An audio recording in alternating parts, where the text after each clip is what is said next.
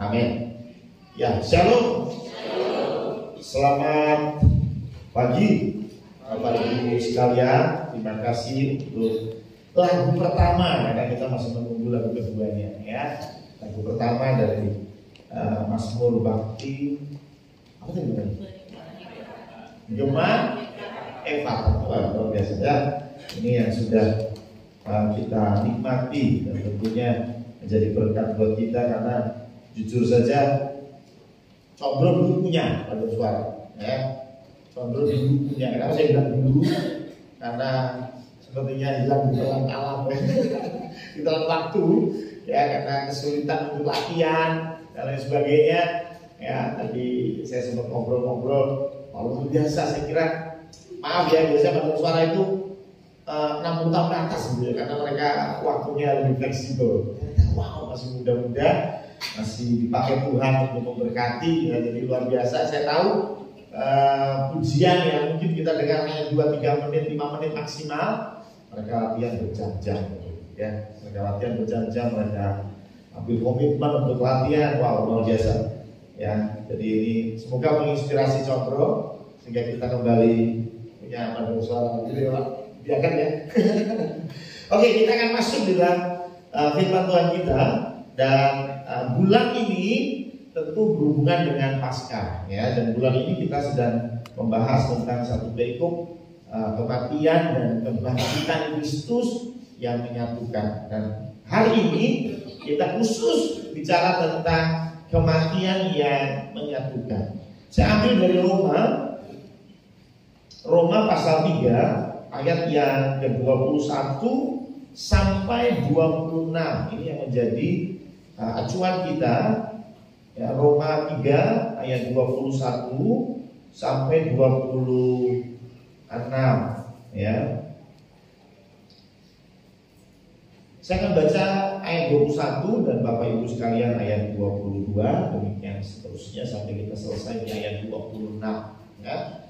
Roma 3 ayat 21 sampai dengan ayat yang ke-26. Demikian firman Tuhan. Tetapi sekarang tanpa hukum Taurat, kebenaran Allah telah dinyatakan, seperti yang disaksikan dalam kitab Taurat dan kitab-kitab para nabi.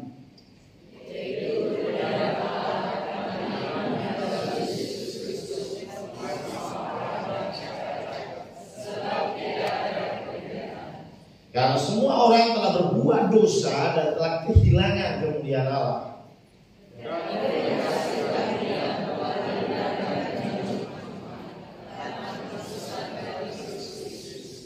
Kristus Yesus telah ditentukan Allah menjadi jalan pendamaian karena iman dalam darah. Hal ini dibuatnya untuk menunjukkan keadilannya, karena ia telah membiarkan dosa-dosa yang telah terjadi dahulu pada masa kesabarannya. Maksudnya ialah untuk supaya kalau dia benar juga membenarkan Amin. Ya, terima kasih. Dan dari ayat-ayat ini saya ambil paling tidak ada 4 poin yang kita bisa ambil. Ya, saya coba untuk tidak terlalu lama. Yang pertama adalah kalau kita lihat di ayat 21, coba perhatikan, ini bicara tentang hukum Taurat, gitu ya. Kenapa ini bicara tentang hukum Taurat? Apa korelasinya dengan kematian yang menyatukan?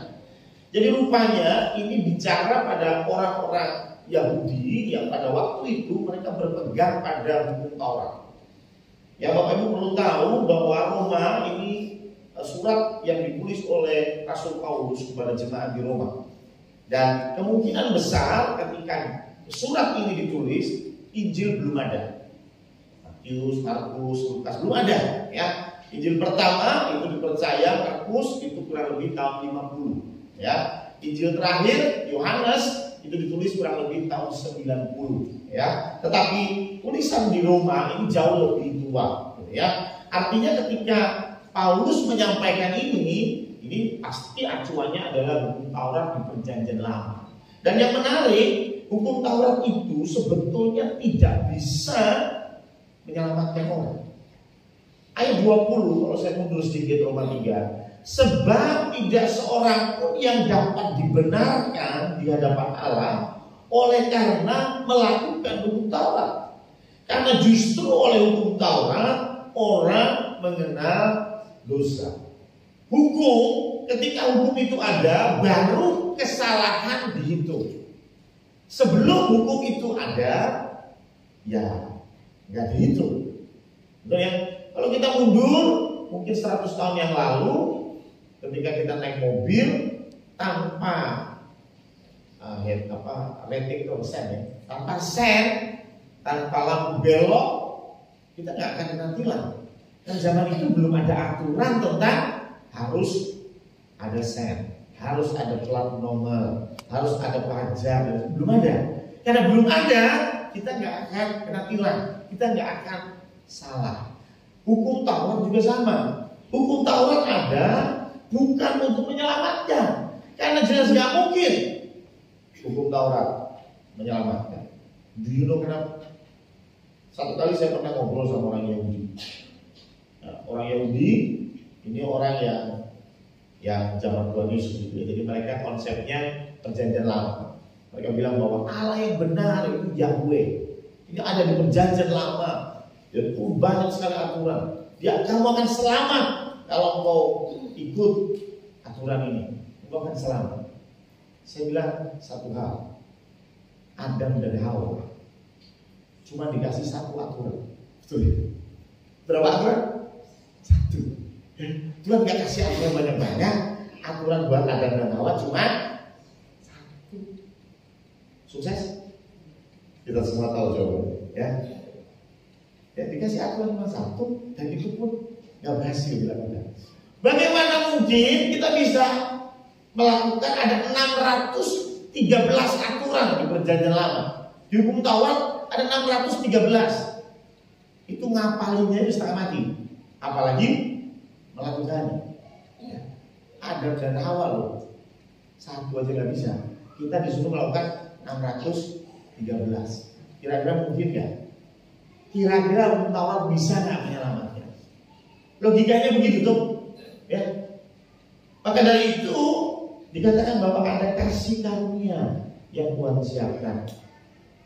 Tetapi yang menarik, apa sih yang membuat dosa ini begitu mengerikan?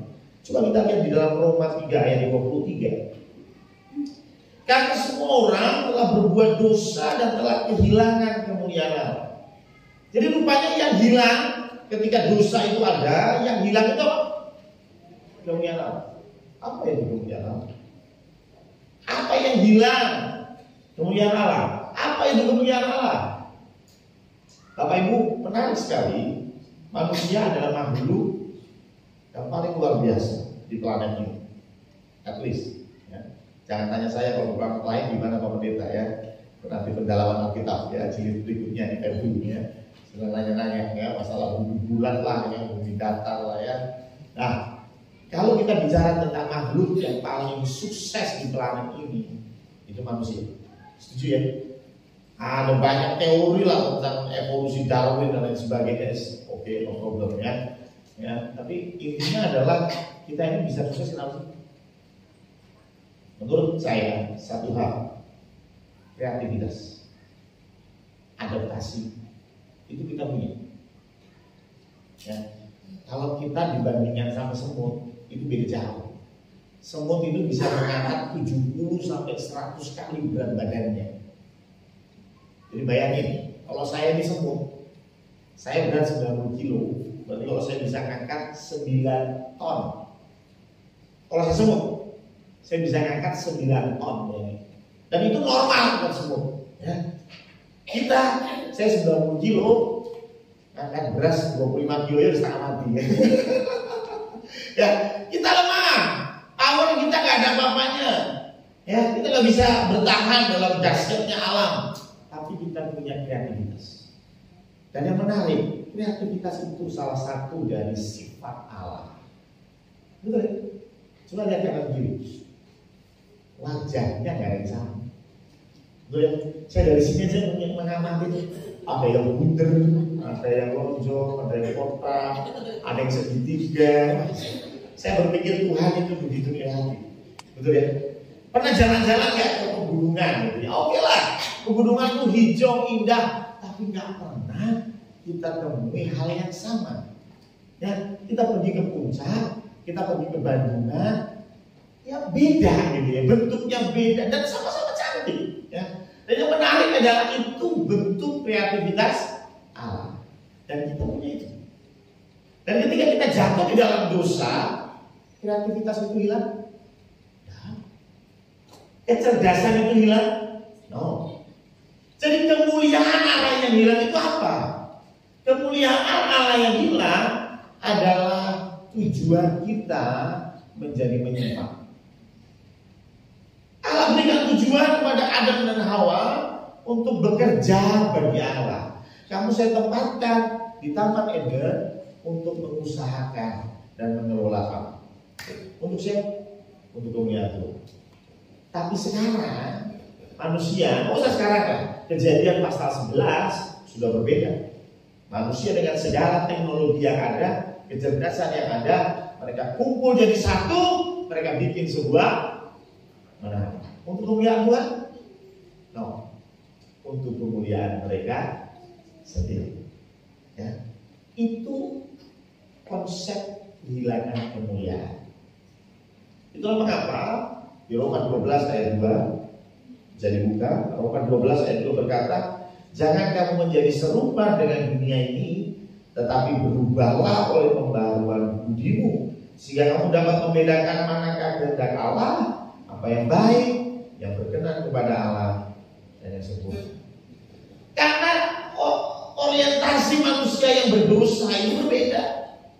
Orientasinya bukan Allah, orientasinya bukan untuk kemuliaan Allah, tetapi untuk kemuliaan diri sendiri. Saya nggak bilang ini berada di luar atau di dalam gereja. Doai sama saja. Di gereja ada orang-orang yang eksis dalam pelayanan, luar biasa dipakai Tuhan, tapi maaf, sebetulnya mereka hanya mementingkan diri sendiri. Ya. Mereka hanya mementingkan perutnya sendiri. Mereka hanya mementingkan, maaf ya, nama besarnya sendiri. Ya, sehingga ada beberapa orang yang kalau diajak layanan, bisa nggak isi firman Tuhan? Yang jemaatnya berapa banyak? Ya sekitar 15 orang. Sorry, saya minimal KKR lah 1000 orang baru saya bisa. Ya. Kalau cuma 15 enggak. Ya. Yang lain aja ya, Aldo dan Aldo. Ya, saya pun berusaha untuk tetap pada fokus yang benar. Jangan salah, pendeta pun sama, betul. Saya pun jangan sampai saya melayani, saya firman Tuhan hanya sekedar karena ya gimana saya berbawa di sini. Ini sudah tugas saya, bukan.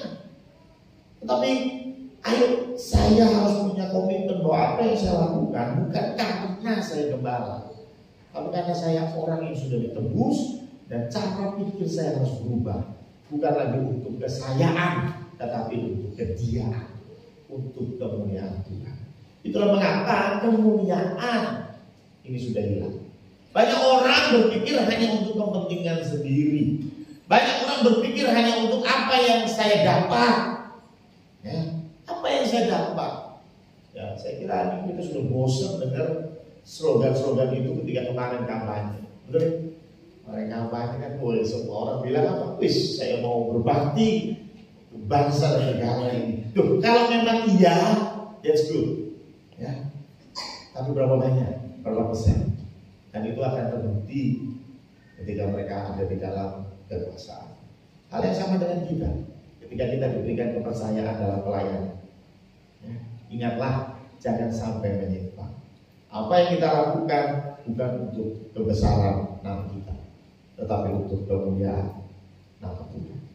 Dan yang ketiga, kalau kita bicara tentang dosa, saya yakin kita semua orang Kristen. Setuju? Amin. Di sini ada yang belum Kristen, katakan. Oh ya, sudah semua ya. Siapa di sini yang suka bolos waktu sekolah minggu? Wah, Pak Budi bolos ngaku ya. Aldo juga, oke, kelihatan oleh itu ya. Saya kira walaupun Anda suka bolos, saya kira konsep ini pasti semua paham, yaitu kita ini sudah ditebus, amin. Dan ditebus oleh darah Kristus. Nah, konsep ditebus itu memang tertulis di dalam Roma 3 tadi, ayat yang ke-24. Dan oleh kasih karunia telah dibenarkan dengan cuma-cuma karena penebusan dalam Kristus Yesus.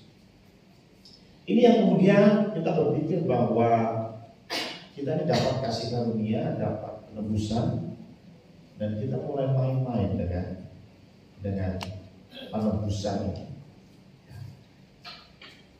Kurang lebih 100 tahun setelah masa reformasi, ya, oleh Martin Luther tahun 1517, orang-orang Protestan ini mulai dicibir oleh orang-orang Katolik. Kenapa? Karena orang Protestan hidupnya nggak benar. Kenapa hidupnya nggak benar? Mereka berkonsep adalah saya sudah ditebus. So kalau saya sudah ditebus, besok saya nyuri ayam, ditebus ya? Halo, ditebus ya? Besok nyuri ayam. Kan bingung ya, zaman itu mereka bilang ditebus dong. Ya, kan kita sudah ditebus, nama kita sudah tercatat di buku kehidupan. Mantap sekali. Ya. Kalau besok kita selingkuh, ditebus ya? Ditebus. Minta ampun sama Tuhan, ditebus. Loh, berarti enak berdosa atau hidup kudus? Yang berdosa sekalian sama-sama ditebus, sama-sama masuk surga. Kalaupun kita nggak sempet minta ampun, kali hari Minggu datanglah pas perjamuan kudus minggu pertama, ya, pakai baju warna putih, ya, sebagai simbol aku sudah ditebus. Tapi setelah itu dibuat dosa lagi. Ini yang terjadi. Sejarah mencatat bagaimana bobroknya konsep ini. Makanya mohon maaf ya, saya mendengar kesaksiannya Pak Steven Tong.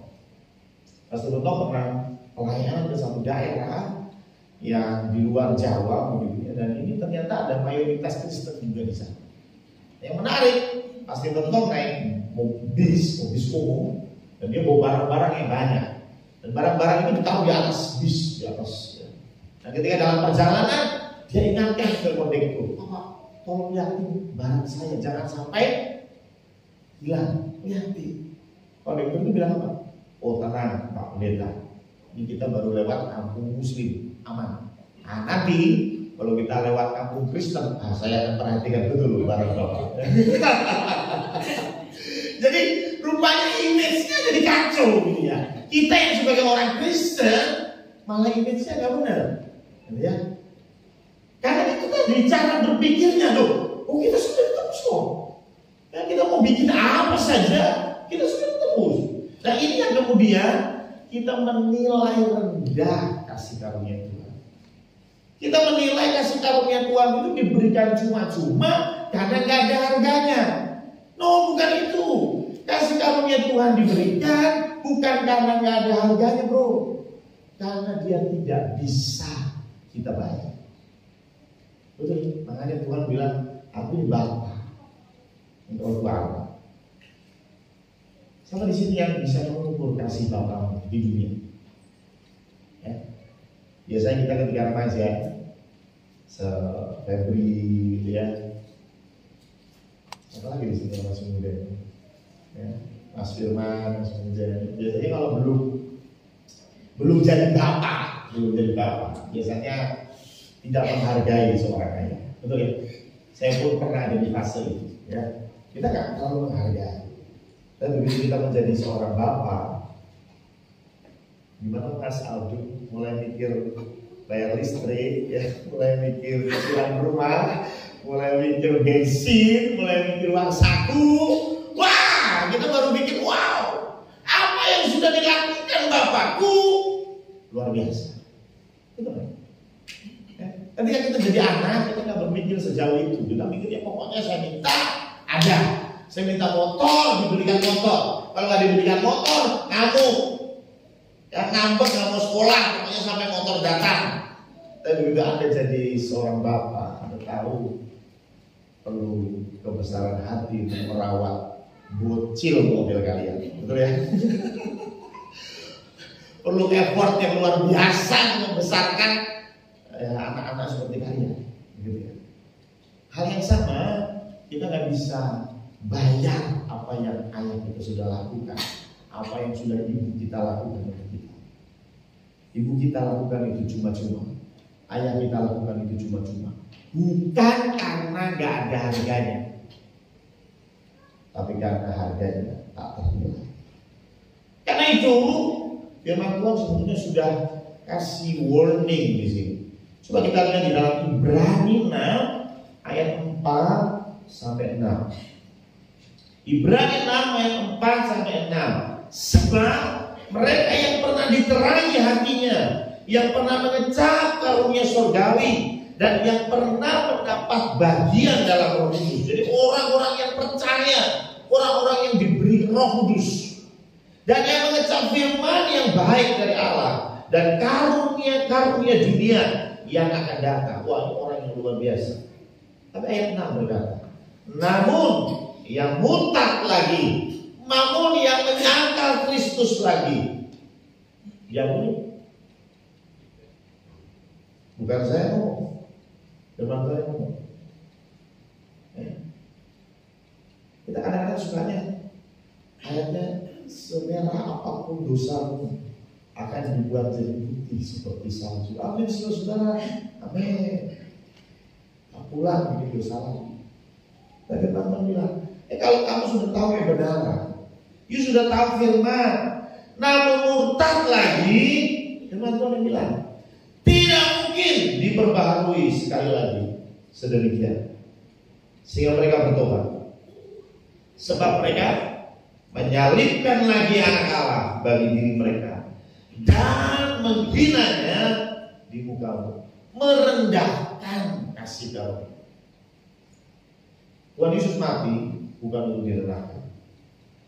Tuhan Yesus mati untuk kita supaya kita selamat, karena itu harga yang dia.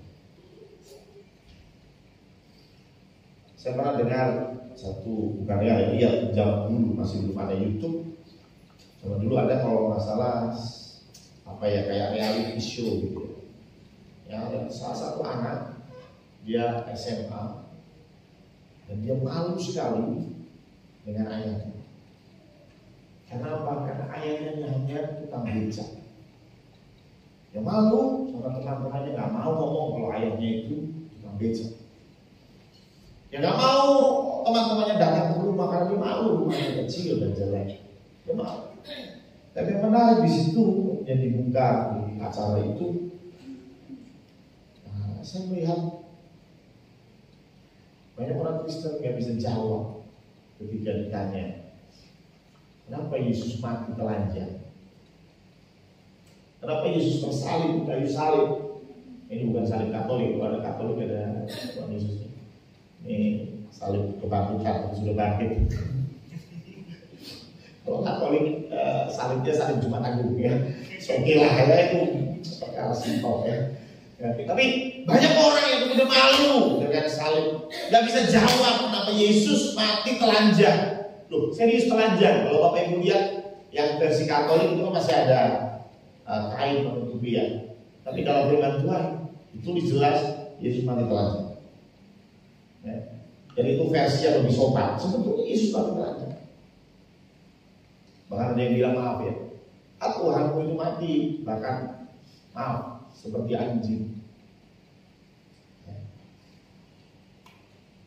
Ya, ayatnya nggak ada urus.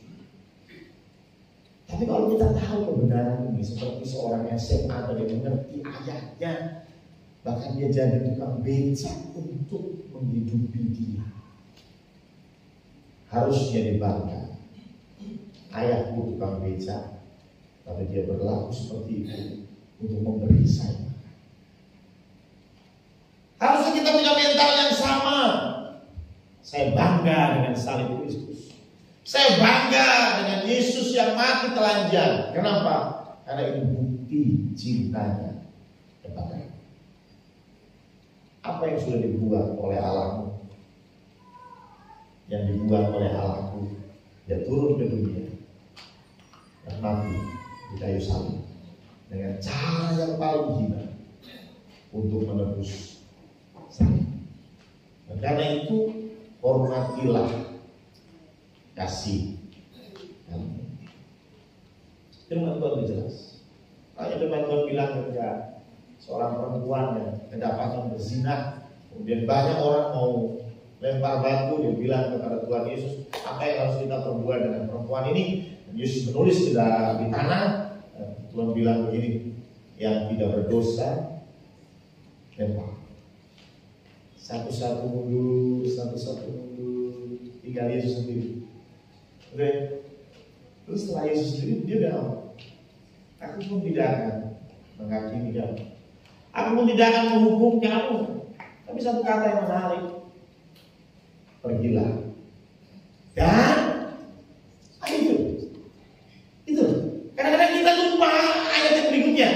Cuma kita ingin, berzina, Tuhan ampuni, haleluya. Tapi enggak, Tuhan bilang apa? Pergilah dan jangan berbuat lagi. Ya, itu kata-kata yang powerful kalau kita pahami dengan benar. Ya. Oke, kita berbuat salah, kita berbuat dosa, kita jatuh. Oke, tapi jangan itu dilakukan dengan sengaja.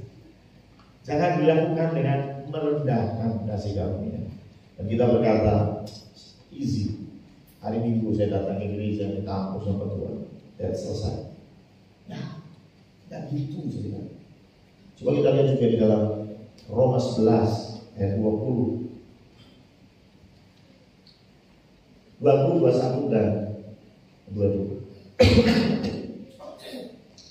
Baiklah mereka dipatahkan karena ketidakpercayaan mereka, dan kamu tegak tercacat karena iman. Janganlah kamu sombong, tetapi takutlah. Sebab kalau Allah tidak menyayangkan cabang-cabang asli, Ia juga tidak akan menyayangkan kamu. Sebab itu perhatikanlah kemurahan Allah dan juga kekerasannya, yaitu kekerasan atas orang-orang yang telah jatuh, tetapi atas kamu kemurahannya, yaitu jika kamu tetap dalam kemurahannya. Jika tidak, kamu pun akan dipotong. Yesus datang itu untuk orang-orang pilihan, yaitu orang Israel. Sudah jelas itu. Yesus datang untuk orang Israel karena janjinya kepada keturunan Abraham. Tapi orang Israel menolaknya. Dan Roma 11 berkata, mereka itu cabang asli, dipatahkan, dibuang. Kalau kita ini, ya orang Jawa, orang Medan, orang Jawa, orang Manado, orang Bugis, semuanya ini ditancapkan, dicabang. Hati-hati Paulus bilang, yang asli aja, Tuhan tidak ragu, patahkan, buang. apalagi kita. Makanya Tuhan bilang takutlah. Takutlah Tuhan. Kita harus serius menilai yang namanya kasih karunia. Dan yang keempat yang terakhir, kenapa sih Tuhan sampai mati? Ada banyak perdebatan. Sebetulnya nggak tahu nih buat saya, tetapi perdebatan itu terjadi. Kenapa sih Tuhan harus mati? Kenapa nggak Tuhan bilang, oke, Pak Joko diampuni, that's it, selesai. Wah, bisa nggak Tuhan lakukan itu? Bisa. Kan? Mas Woko, wah dosamu, banyak banget ya. Banyak banget ya. Tapi karena saya mengasihi Mas Woko, oke, masuk surga. Bisa nggak Tuhan begitu? Bisa. Ngapain repot-repot datang ke dunia?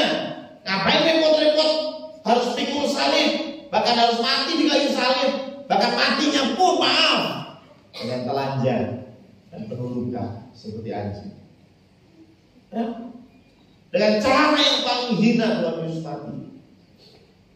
Kenapa? Dan itu jawabannya ada di dalam ayat ke-25. Roma 3 ayat 25. Kristus Yesus telah ditentukan Allah menjadi jalan pendamaian karena iman dalam darahnya. Hal ini dibuatnya untuk menunjukkan keadilannya, karena ia telah membiarkan dosa-dosa yang telah terjadi dahulu pada masa kesabaran. 26. Maksudnya ialah untuk menunjukkan keadilannya pada masa ini. Jadi konsep kenapa Tuhan Yesus harus mati di kayu salib tidak lain dan tidak bukan untuk keadilannya. Tapi yang menarik, dalam terjemahan terbaru ya, Roma 3 ayat 25, Kristus Yesus telah ditentukan Allah menjadi jalan pendamaian melalui iman dalam darahnya. Hal ini dibuatnya untuk menunjukkan kebenarannya. Dan kata yang sama saya temui di ayat 26, kebenarannya. Keadilannya itu sama dengan kebenarannya. Sekarang ada yang lagi heboh masalah matematika. Ya, lagi heboh masalah matematika. Kenapa? Karena hitung-hitungan suara. Kan matematika dong, ya kan hitung-hitungan ya. Nah, rupanya banyak yang kemudian ribut sekali. Konsepnya apa? Tidak ada keadilan di situ. Dan karena tidak ada keadilan, tidak ada kebenaran. Saya nggak ngomong-ngomongin, saya nggak tahu juga yang benar yang mana, jujur aja ya. Nggak tahu juga terserah Tuhan lah yang mau bikin apa di negeri ini. Yang jelas selama itu damai, semua oke, no problem ya. Nah, keadilan dan kebenaran itu yang membuat seorang pemimpin dianggap benar. Betul ya? Ada orang-orang yang punya konsep, udahlah, kalau Tuhan suka sama kita, ya Tuhan pasti akan selamatkan kita. Kalau Tuhan gak suka sama kita, mau kita berbakti seperti apapun, ujung-ujungnya nanti akan masuk neraka. Karena Tuhan sudah tentukan dari awal. Gitu ya? Tuhan sudah tentukan dari awal. Aldo ini pas lahir, pas di dalam perutnya Paulina, Tuhan ganteng sekali kan. Yes. Ya sudah lah, ini masuk surga ya, boleh. Ya. Dan begitu lihat saya gitu ya, di dalam rahim ibu saya, ini anaknya yang mana ya? Gelap sekali ya. Gak kelihatan gitu anaknya ya. Wah, ini kayaknya di neraka aja lah. Sehingga apapun yang saya lakukan, sebaik apapun yang saya lakukan, ujung-ujungnya saya akan masuk neraka. Sedangkan Aldo, senakal-nakalnya dia, ujung-ujungnya dia akan masuk. Saya mau tanya, adil nggak? Ada yang bisa menentukan adil? Ya. Bagaimana konsep seperti itu bisa dibilang adil? Firman Tuhan bilang Tuhan sampai mati itu untuk keadilannya. Itu untuk keadilan. Makanya Tuhan bilang apa? Barang siapa yang percaya kepadaku tidak akan binasa, melainkan memperoleh hidup yang kekal. Pilihan di tangan Anda. Anda mau percaya, Anda selamat. Anda nggak percaya, ya Anda nggak selamat. Pilihan Anda. Dan itu keadilan. Betul tuh? Itu keadilan Tuhan. Kalau semuanya selamat, itu nggak adil. Setuju? Itu nggak adil. Karena Tuhan begitu sayang sama manusia, pokoknya kelakuan kayak apa, semua masuk surga. Saya bilang itu nggak adil. Tapi kalau semuanya masuk neraka, itu pun nggak adil. Maka dari itu Tuhan kasih satu opsi. You mau percaya, kamu selamat. Nggak percaya, nggak apa-apa. Dan karena itu dia harus mati. Dan kematian itu yang menyatukan antara kita yang sudah terpisah dengan Allah, kita yang kehilangan kemuliaan Allah, kita mendapatkan kembali visi misi yang benar bahwa hidup kita untuk kemuliaan Tuhan. Sebentar kita akan menerima perjamuan kudus. Ingatlah, perjamuan kudus mengingatkan kita lagi tentang apa yang Tuhan sudah lakukan untuk kita. Bagaimana Tuhan mengasihi dan mencintai kita dan memberikan nyawanya untuk kita.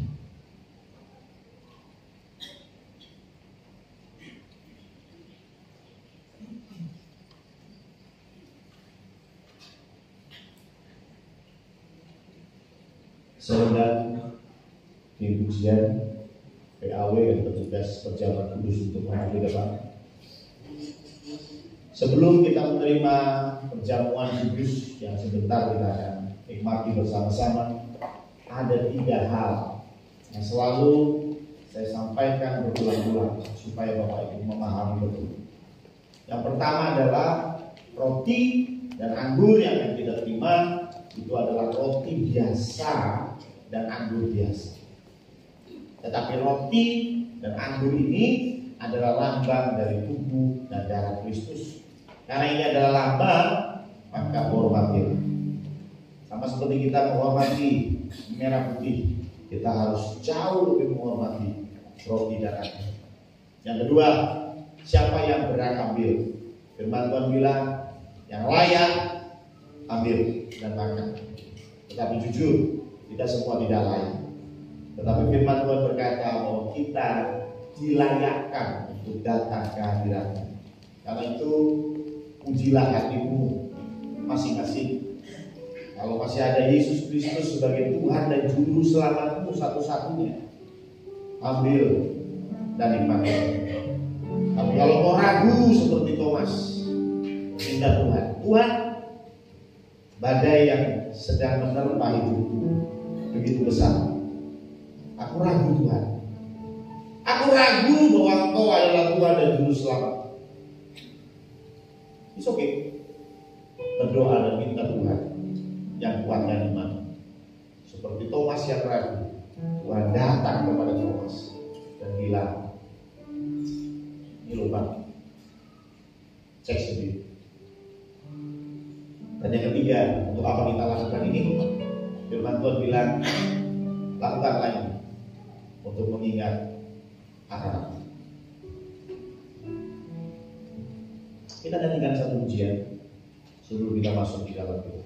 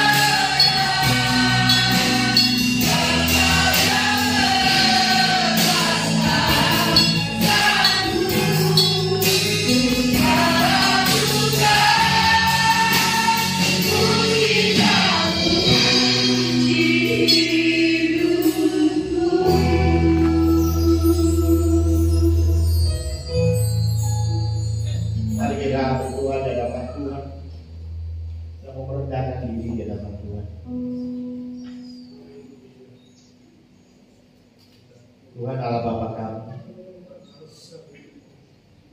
Ini kami Tuhan anak-anak-Mu yang penuh dengan dosa dan kesalahan.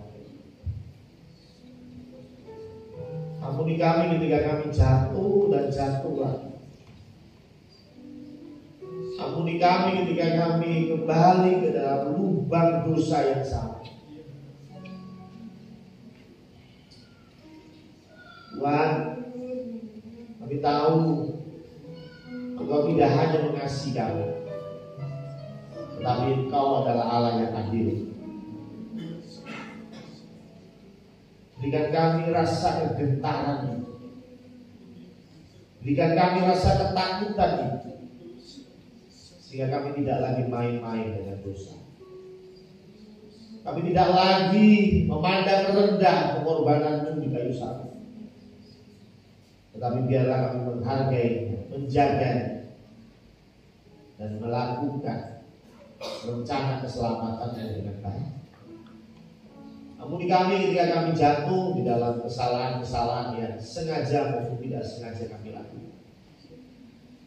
Ampuni mulut kami ketika kami mencaci maki orang lain, merendahkan orang lain.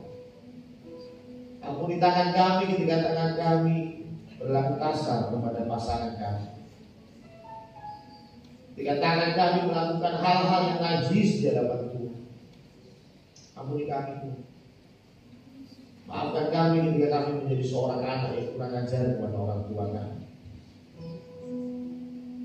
Dan biarlah melalui roti dan anggur ini kami kembali diingatkan bahwa kami sudah ditebus.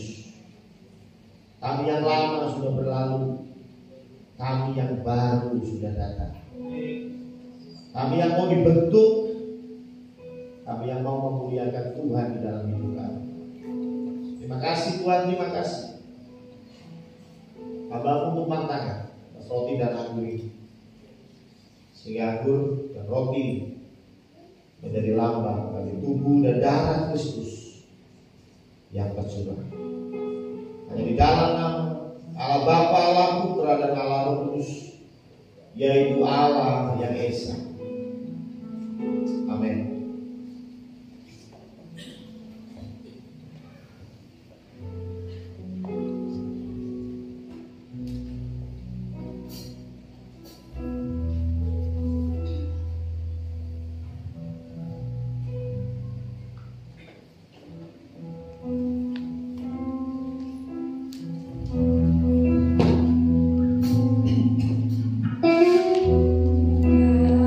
Tuhan di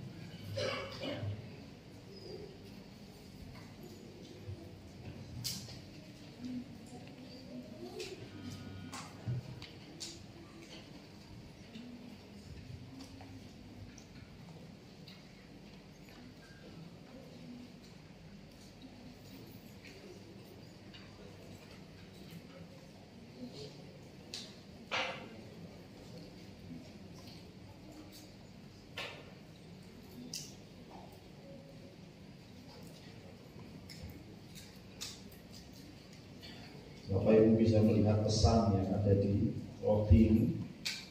Tentunya setiap kita punya pesan yang berbeda dari firman Allah. Mari kita bangkit berdiri, kita siapkan roti di tangan kanan kita.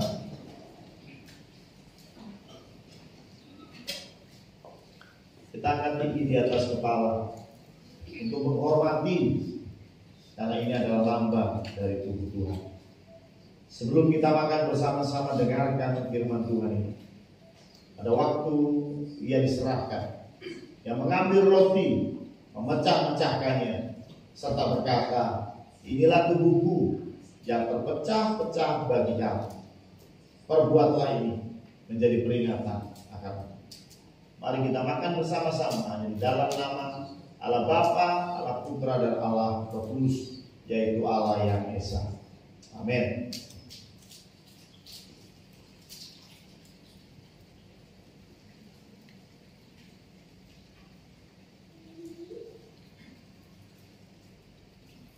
Kita siapkan anggur di tangan kanan kita. Kita angkat tinggi di atas kepala untuk menghormati, ini adalah lambang dari darah Tuhan. Sebelum kita minum, dengarkan firman Tuhan ini. Kemudian ia mengambil cawan serta berkata, inilah darahku yang tertumpah bagi kamu, sebagai meterai untuk perjanjian baru yang kusiapkan untuk engkau. Perbuatlah ini menjadi peringatan akan aku.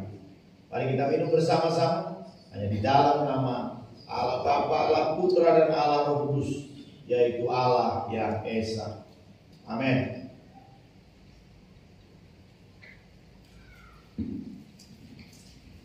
Dengan hormat yang dan Purwoko kami dalam doa syukur.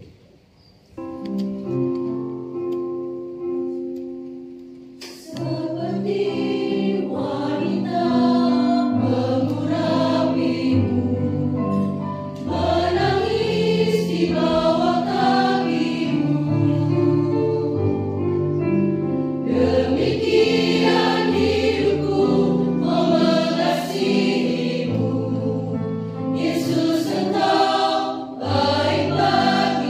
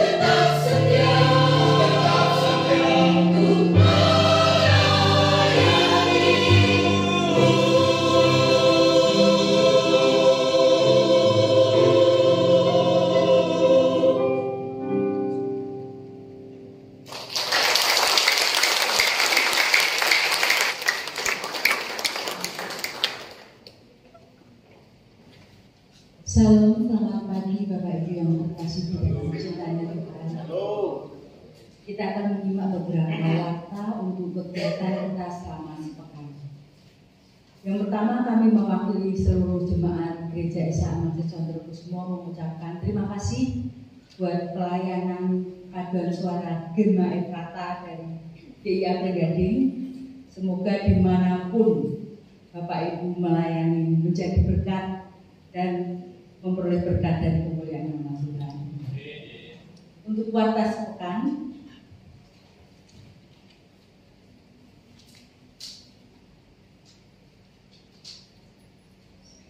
setelah ibadah ini pukul 10 nanti ada ibadah tunas remaja. Ujian akan dilayani oleh Ibu Mega dan firman Tuhan oleh Ibu Sri Wuryani. Dan pada pukul 15 jam 3 sore, Genji, para remaja dan pemuda kita juga akan melakukan ibadah. Ujian dilayani Saudari Luri dan firman Tuhan Ibu Wahyu Septiana. Pada hari Selasa pukul 18.30 kita mengundang jemaat yang tergerak untuk menjadi tiang-tiang doa di gereja kita di dalam persekutuan doa malam. Petugas akan dilayani oleh Ibu Sudarto.